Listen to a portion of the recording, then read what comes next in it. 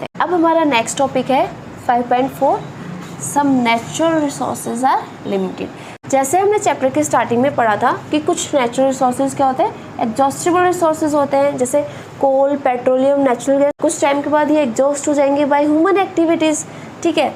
Second हमने ये पढ़ा कि फॉसिल फ्यूल्स है। फॉसिल फ्यूल्स क्या होते हैं, डेड ऑर्गेनिज्म से मिलते हैं। ऐसे फ्यूल्स जो हमें डेड ऑर्गेनिज्म से मिलते हैं, और डेड ऑर्गेनिज्म से फ्यूल्स को बनने के लिए कितना टाइम लगता है, मिलियन ऑफ ईयर्स लगते हैं। और हमें ये भी पता है कि जो हमारे जो फॉसिल फ्यूल्स है, कोल, पेट्रोलियम, नेचुरल गैस, ये सिर्फ लास्ट ओनली फ्यू 100 ईयर्स तक ही हमारे पास है। कुछ सालों बाद ये क्या हो जाएंगे, धरती से पूरी तरह एग्जॉस्ट हो जाएंगे। तो हमारी फ्यूचर जनरेशन क्या यूज़ करेगी, तो हमारी ये भी टेंशन है। तो हमने ये देखा कि जो हमारे नेचुरल रिसोर्सेज हैं एग्जॉस्टिबल इन नेचर है, और इनको मिलियन ऑफ ईयर्स लगते हैं, डेड ऑर्गेनिज्म से बनते हैं, और ये कुछ ही सालों तक के यूज़ करने के लिए हमारे पास बचे हुए हैं। थोड़े टाइम बाद ये क्या हो जाएंगे, कुछ सालों बाद ये क्या हो जाएंगे, पूरी तरीके से ख़त्म हो जाएंगे, और हमारी नेक्स्ट जनरेशन को कुछ भी नहीं मिलेगा। जो हमने एक्टिविटी स्टार्टिंग में पढ़ी थी कि नेक्स्ट जनरेशन के लिए तो कुछ बचा ही नहीं। और ये है कि एयर पोल्यूशन कॉज करते हैं। नेचुरल रिसोर्सेज को जब एज अ फ्यूल यूज़ करते हैं तो ये कुछ पॉल्यूटेंट्स इन्वायरमेंट में रिलीज़ करते हैं, जिसकी वजह से क्या हो रहा है, एयर पोल्यूशन हो रहा है। और एयर पोल्यूशन की वजह से क्या हो रहा है, ग्लोबल वार्मिंग, क्योंकि कॉन्सेंट्रेशन ऑफ CO2 इंक्रीज़ हो रहा है हमारे अर्थ पे, जिसकी वजह से क्या हो रहा है, अर्थ का टेम्परेचर इंक्रीज़ हो रहा है। और अर्थ के टेम्परेचर को इंक्रीज़ होना को हम क्या बोलते हैं, ग्लोबल वार्मिंग। और हमारी फ्यूचर जनरेशन के लिए भी तो हमें सेव करके रखना पड़ेगा।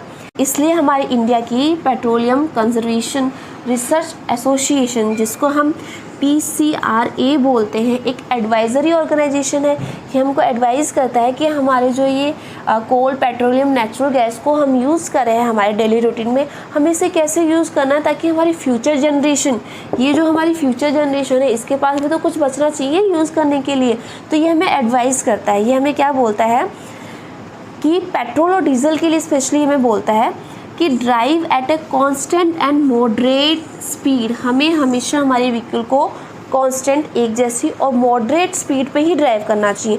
कांस्टेंट मतलब अगर आप 60 की स्पीड से ड्राइव कर रहे हैं तो आपको बहुत टाइम तक 60 की स्पीड से ही ड्राइव करना चाहिए। ऐसा नहीं एक बार 10 कर लिया, फिर 60 कर लिया, फिर 120 कर लिया, फिर 120 से फिर दोबारा 10 कर लिया। इससे क्या होता है, फ्यूल की कंजप्शन क्या होती है, ज़्यादा होती है।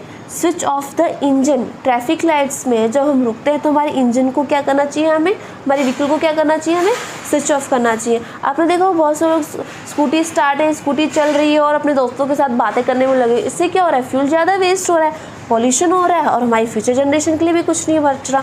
तो हमें हमारे इंजन को स्विच ऑफ रखना चाहिए। कब, जब ट्रैफिक लाइट्स के दौरान, और जब अपने दोस्तों से बात कर रहे हो या हमें किसी का वेट करना हो तो उस समय हमें हमारे इंजन को स्विच ऑफ रखना चाहिए।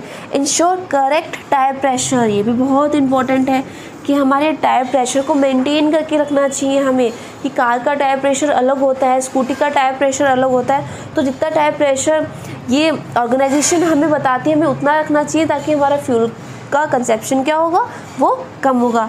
और ensure regular maintenance of the vehicle. हमारी व्हीकल की हमें टाइम टू टाइम क्या करानी चाहिए, सर्विस करानी चाहिए। टाइम टू टाइम हम सर्विस कराते हैं तो वही हमारा फ्यूल का कंजप्शन क्या होगा, कम होगा। और एयर पॉल्यूशन में जो हमारे पॉल्यूटेंट्स रिलीज़ होंगे, जो हमारा फ्यूल जलेगा तो उससे भी हमारा जो इन्वायरमेंट क्या होगा वो बच जाएगा। तो हमें इंश्योर करना चाहिए कि जो व्हीकल हम यूज़ कर रहे हैं उसकी हमें रेगुलर मेंटेनेंस करानी चाहिए। इसी के साथ हमारा चैप्टर फिनिश होता है। होप सो आपको समझ में आएगा। उससे पहले अगर आपको मेरी वीडियोस अच्छी लगी तो please like it, subscribe it and share it with friends. अपने फ्रेंड्स के साथ इसे शेयर करना बिल्कुल मत भूलिएगा। तो इसी के साथ हमारा ये चैप्टर फिनिश होता है। होप सो आपको समझ में आएगा। अब हम आपको मिलते हैं हमारे नेक्स्ट वीडियोज़ में। जब तक के लिए goodbye and stay healthy.